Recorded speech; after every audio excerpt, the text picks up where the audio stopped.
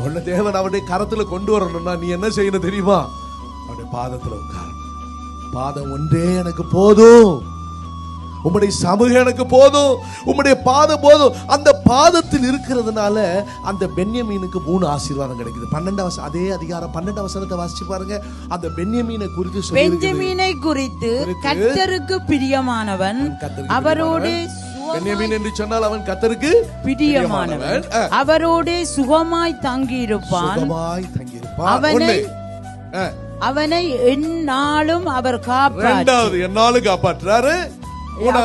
அவன் எல்லைக்குள்ளே வாசமாயிருப்பார். 3 அல்லேலூயா சொல்லிரோமா? அல்லேலூயா, அல்லேலூயா, அல்லேலூயா. அவன் கர்த்தருக்கு பிரியமானவன். ஒரு காலத்துல பீர்ற ஓனாய்.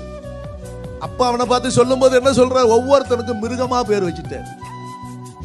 யாக்கோபு ஆதியாகமம் 49 முழுது வாசிச்சு பாத்தீங்கன்னா 12 குமாரர்கள் என்ன சொல்றாரு?